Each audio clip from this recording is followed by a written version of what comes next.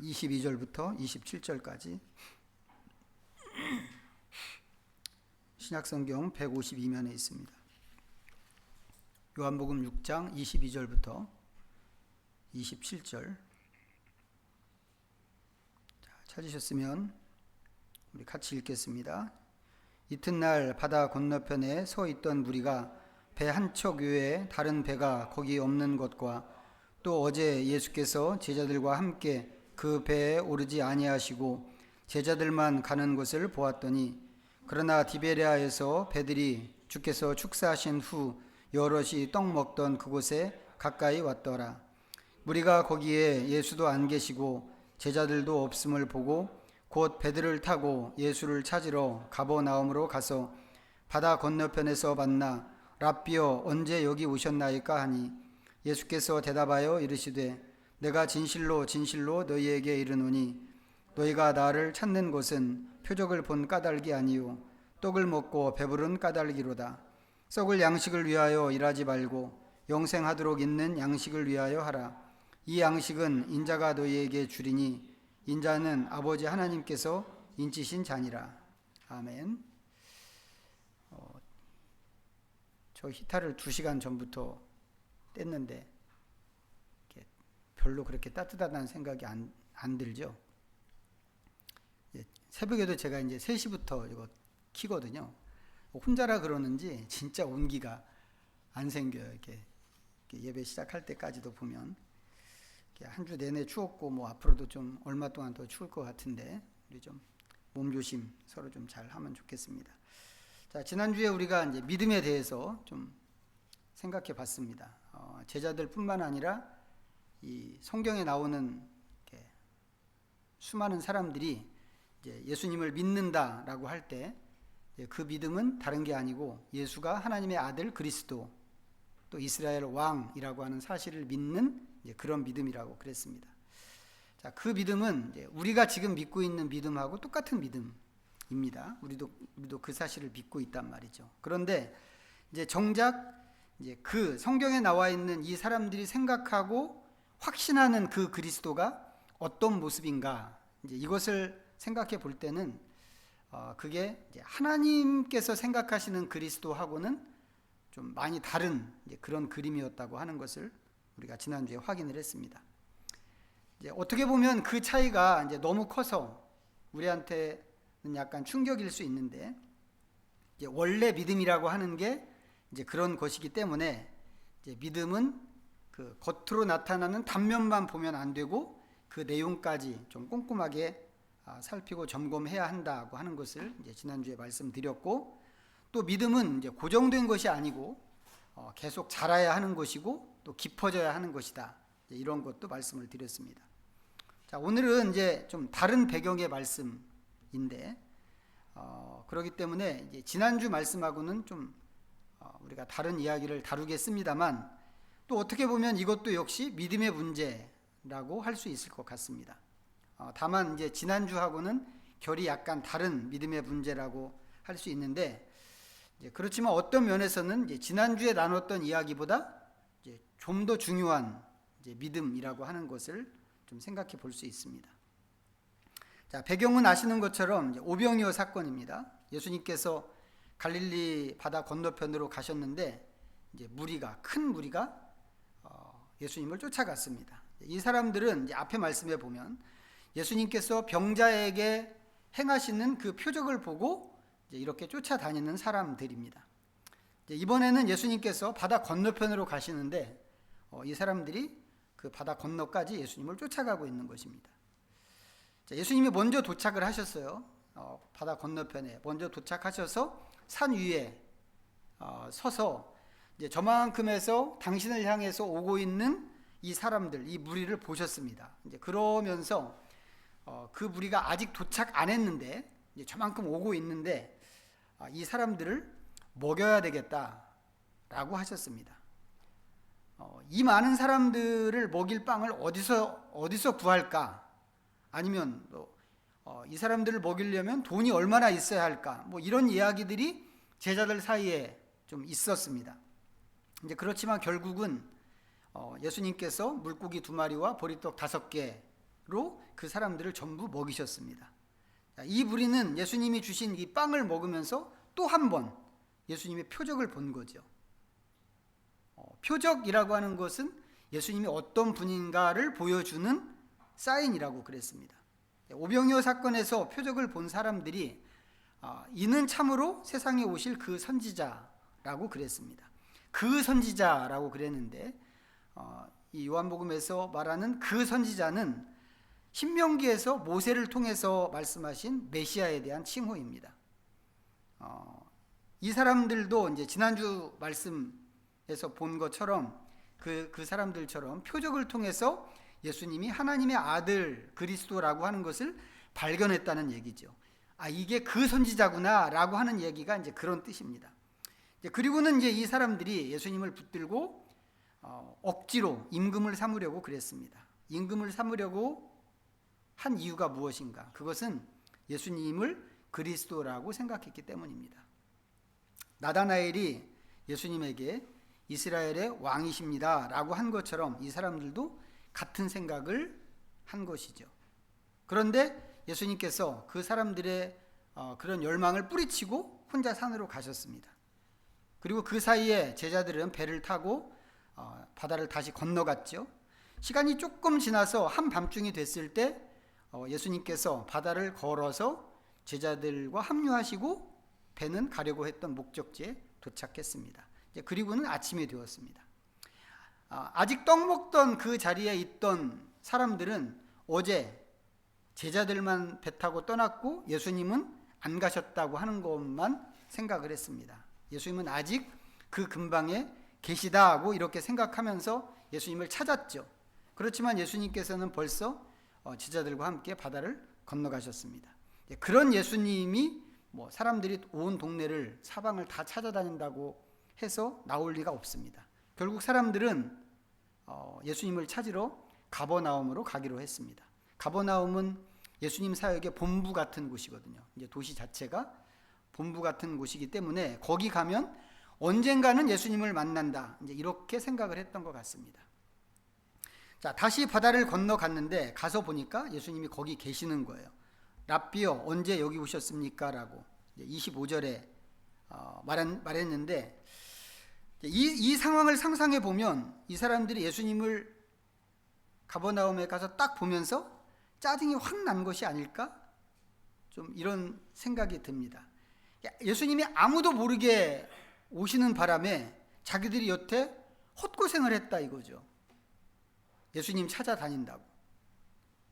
이 사람들이 이렇게까지 예수님을 쫓아다니는 그야말로 광팬들인데 이 사람들이 이 정도의 광팬인 것을 생각하면 이 지점에서 약간 좀 미안하다 이런 말 한마디라도 하셔야 할 것 같은데 예수님 말씀이 오히려 반대입니다. 26절 다시 보시죠.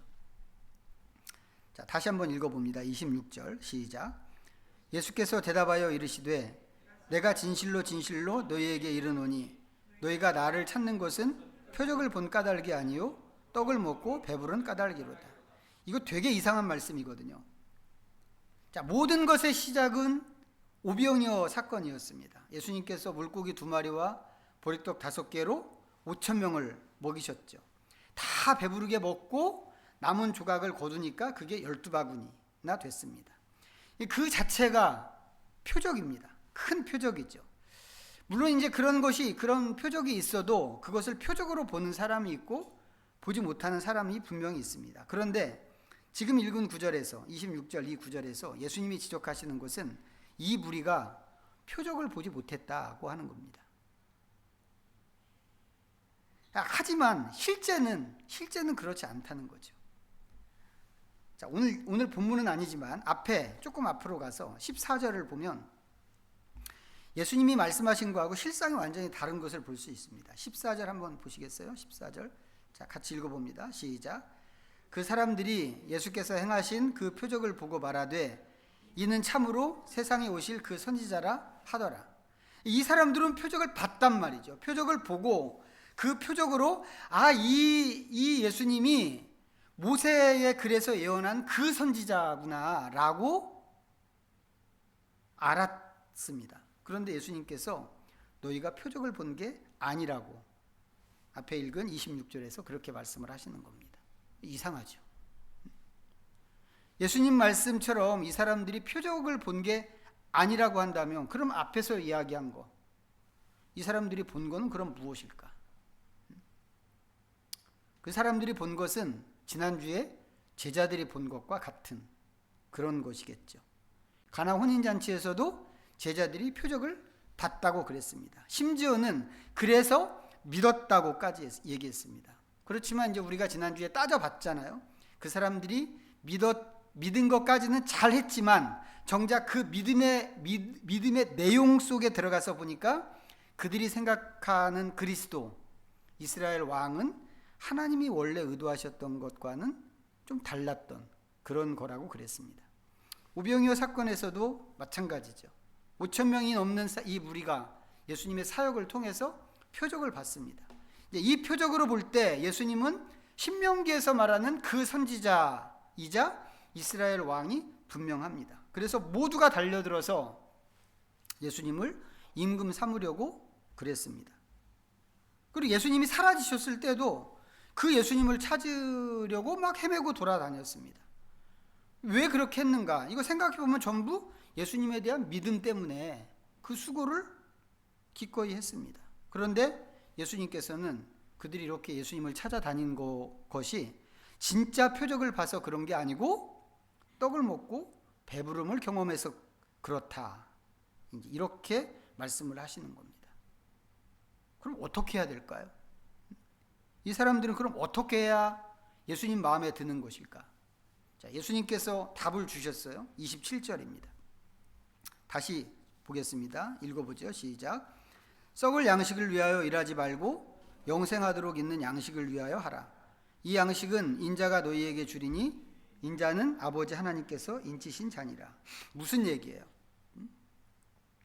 이 말씀의 핵심은 썩을 양식과 영생하는 양식 중에서 어떤 게 더 중요하냐, 이거를 좀 지적하시는 것 같아요.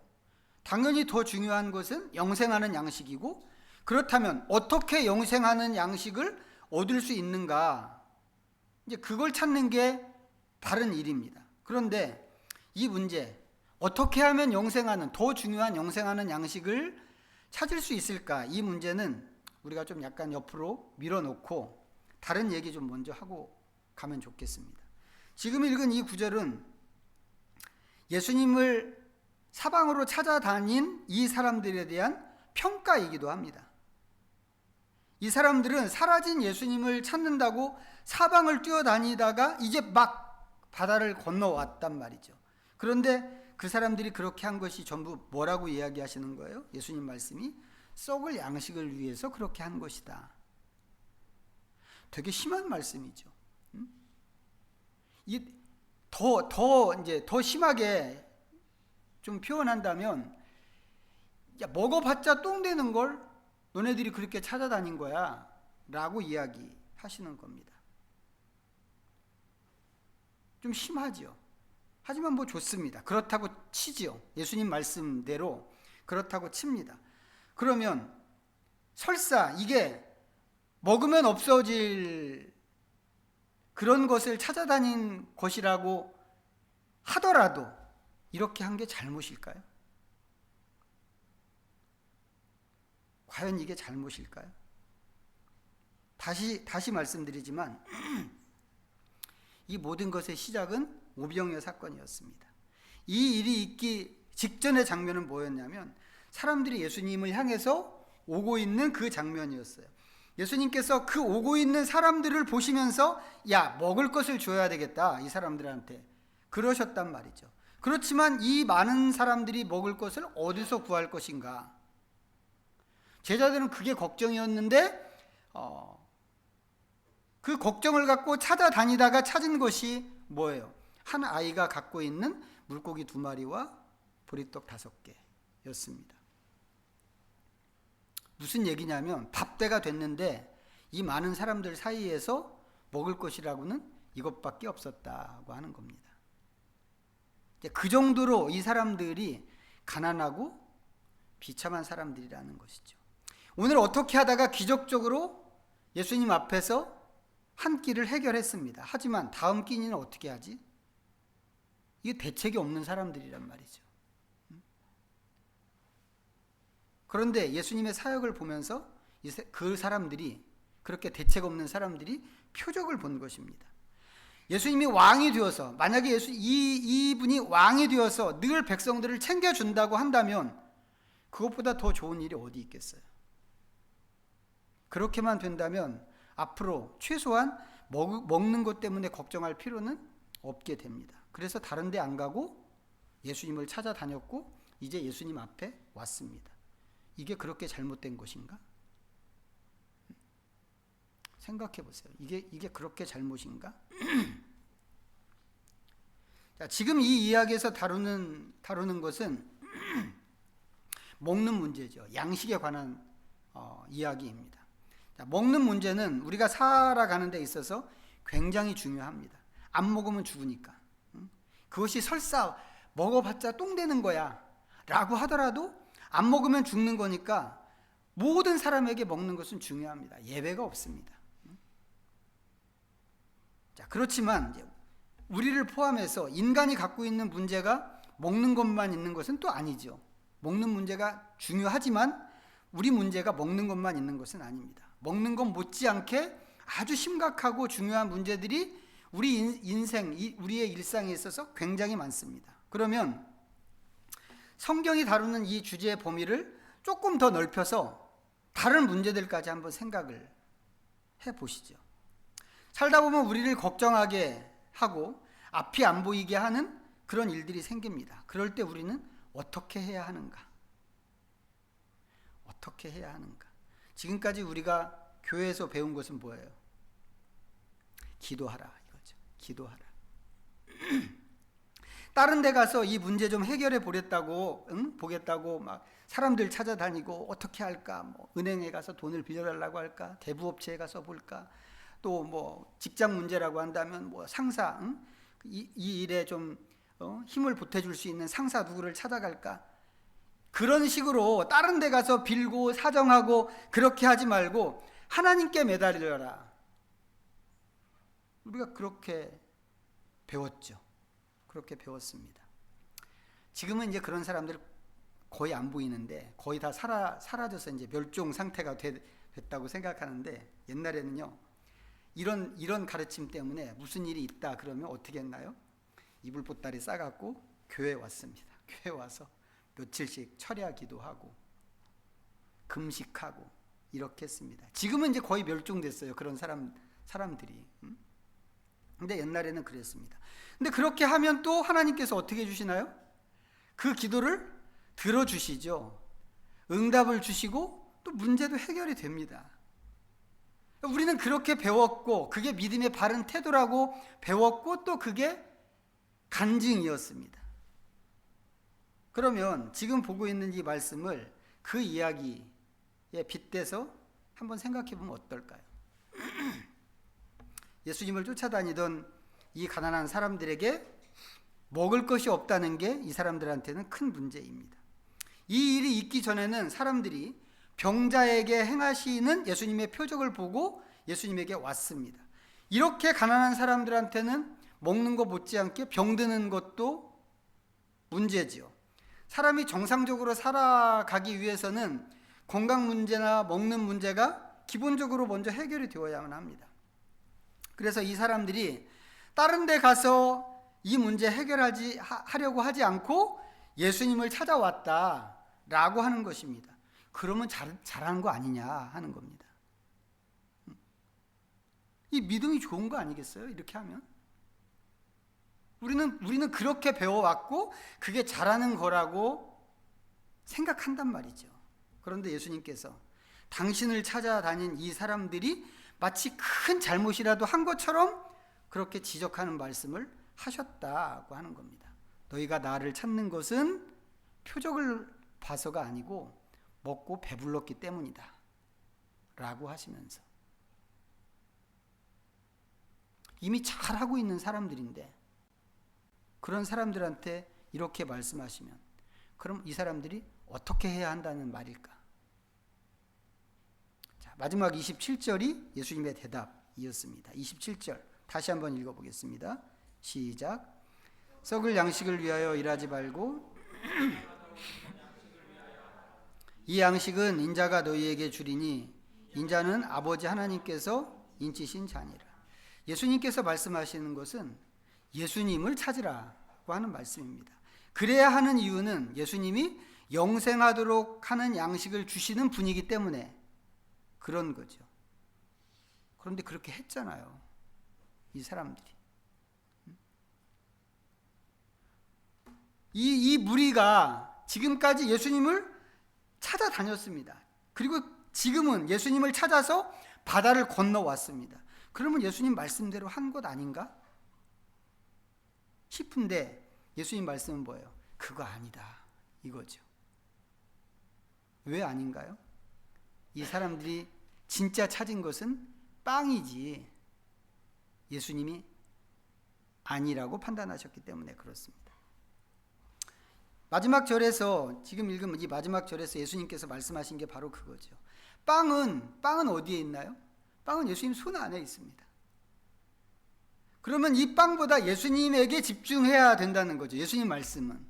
그런데 사람들이 예수님을 안 보고, 빵을 들고 있는 예수님을 안 보고 예수님 손 안에 있는 그 빵만 쳐다본다고 하는 겁니다. 예수님을 찾아다니는 게 예수님을 의지하는 믿음인 것처럼 보이지만 실제로는 그게 예수님을 찾는 게 아니었다고 하는 것입니다. 이걸 빵에만 국한시키지 말고 다른 문제로 확장해서 볼 수 있다고 그랬습니다. 앞에서 병자를 치료하시는 표적을 보고 사람들이 나온 것처럼 우리가 살아가면서 만나는 모든 문제를 이런 식으로 대할 수 있다는 거죠. 모든 문제 해결을 위해서 다른 수단을 찾지 않고 오직 예수님에게만 매달리겠다. 우리는 그렇게 하는 것을 잘하는 거라고 생각했고 믿음 좋은 거라고 생각했습니다. 그런데 여기서 예수님 말씀하시는 것은 문제 해결을 받기 위해서 기도하지 말고, 현대적으로 표현한다면 문제 해결을 위해서 기도하지 말고 예수님을 얻기 위해서 기도해라, 이런 얘기란 말이죠. 그런 점에서 이 말씀은 산상수훈에 나오는 말씀하고 좀 짝을 이루는 그런 말씀이라고 할 수 있습니다. 먼저 그의 나라와 그의 의를 구하라, 그 말씀이죠. 우리가 지난번 수련회 때도 좀 정리를 했지만 문제 해결을 위해서 기도하는 것은 너희는 기도할 때 이렇게는 기도하지 말아라, 거기에 속하는 그런 일이라고 그랬습니다. 그런 것은 우상을 숭배하는, 우상 섬기는 이방인들의 방식이기 때문에 그런 건데 우리는 이방인들처럼 우상을 섬기는 사람이 아니고 살아계신 하나님, 아버지 되시는 하나님, 그것도 좋으신 아버지 하나님의 자녀들이기 때문에 그렇게 하면 안 된다고 그랬습니다. 물론 이런 건 있습니다. 우리가 다 경험들을 해보신 일이라고 생각하는데 초신자 때는 하나님께서 기도를 잘 들어주십니다. 그 기도 속에는 차마 기도라고 하기도 민망할 것 같은 그렇게 사소한 것들도 있거든요. 저 같은 경우는, 제 경우에는 우산을 안 갖고 왔는데 버스에서 내릴 때 비 좀 그치게 해주세요. 그것도 해봤습니다, 제가. 근데 너무 신기하게 진짜 차에서 내릴 때쯤에는 비가 딱 그치는 겁니다. 생각해보면 그게 이제 고등학교 때 있었던 경험인데 생각해보면 그건 시험에 가까웠죠. 하나님을 시험하는 것에 가까웠는데 하여튼 기도의 형식을 갖고 그렇게 기도를 이제 차를 타고 가면서 기도를 드렸는데 그게 정말 된 겁니다. 내가 기도를 했지만 처음에는 우연이라고 생각했죠. 근데 그게 다음에도 되고 또 그 다음에도 되는 겁니다. 그러면서 슬슬 든 생각이 뭐겠어요? 하나님이 진짜 있는 거 아니야? 이거였습니다. 시간이 지나고 그런 경험들이 쌓였죠. 쌓이면서 하나님이 진짜 계시다 라고 하는 것을 알게 됐습니다. 믿게 된 거죠. 믿었다고 이렇게 표현하기보다는 알게 된 것 같아요. 알게 됐고 기도할 것도 이제 그러면서 점점 많아졌고 기도 응답도 그만큼 많아졌습니다. 당연히 신이 나죠. 그런데 시간이 더 지나고 이 신앙의 연륜이 쌓여가면서 기도의 응답이 점점 약해졌습니다. 어떤 것은 물론 하나님께서 응답을 주시지만 어떤 것은 아예 들은 척도 안 하는 그런 경우들도 되게 많습니다. 특이한 건 뭐겠어요? 처음 같으면 처음에 이제 하나님이 진짜 계실까? 뭐 이런 거 생각할 그 시절 같으면 그럼 그렇지. 하나님이 있기는 뭐가 있어. 다 우연이지. 응? 라고 할 텐데 응답이 없어도 그러지 않는다는 거죠. 왜 그럴까요? 그 정도의 믿음은 생긴 거죠. 요지는 뭐냐면 응답이 필요한 기도, 문제 해결을 위해서 매달리는 기도, 그런 기도도 해야 되는 거죠. 하지만 그런 기도 해야 하지만 그것은 믿음이 어릴 때 그러라는 겁니다. 하나님께서는 믿음이 어릴 때 그런 기도를 잘 들어주십니다. 거의 다 들어주시는 것 같아요. 다.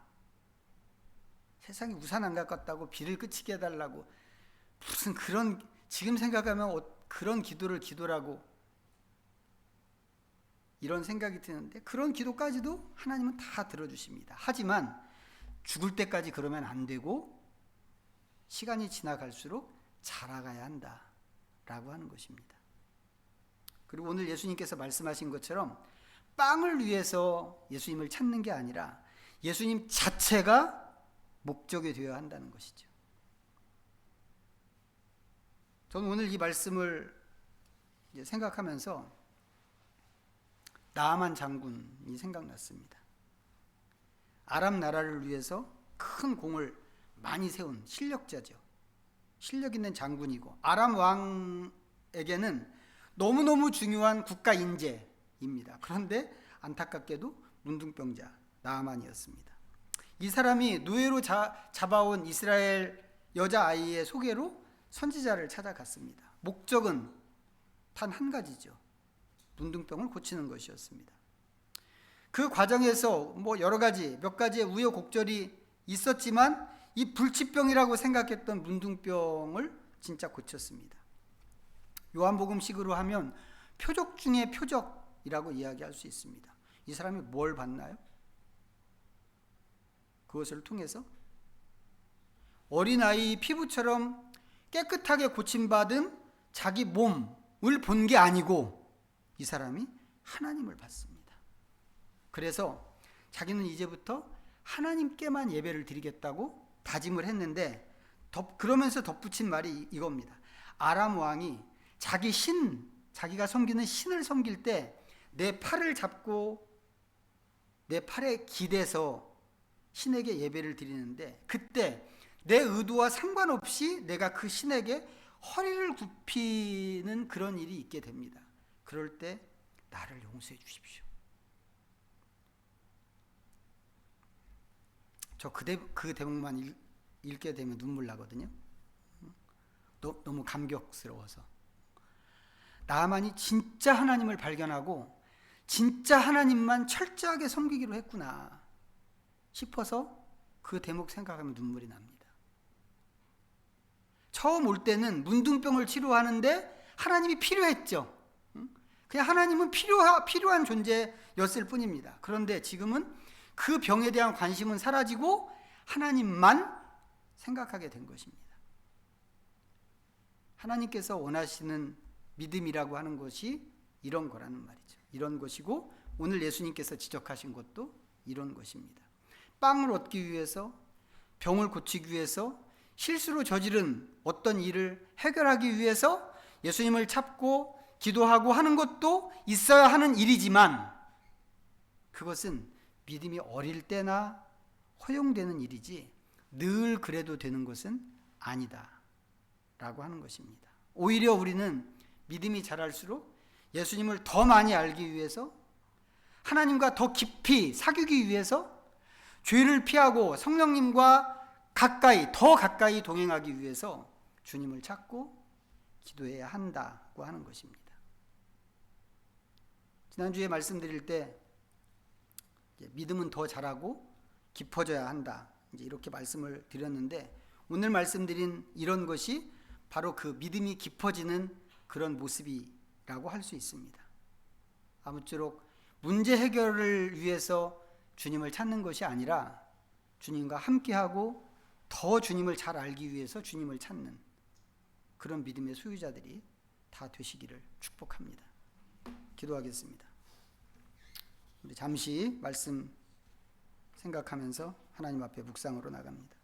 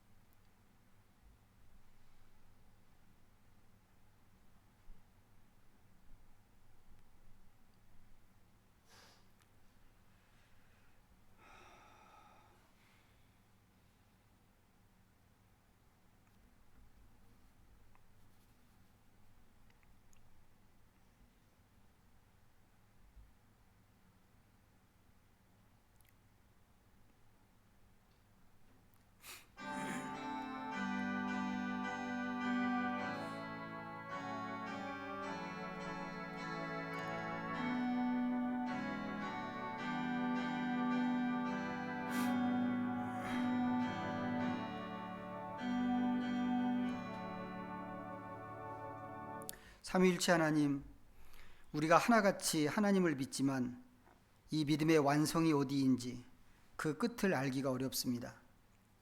특히 우리의 연약함과 무지가 우리의 발목을 잡음으로 우리는 자칫 어린아이 같은 믿음에 머무르기가 쉽습니다.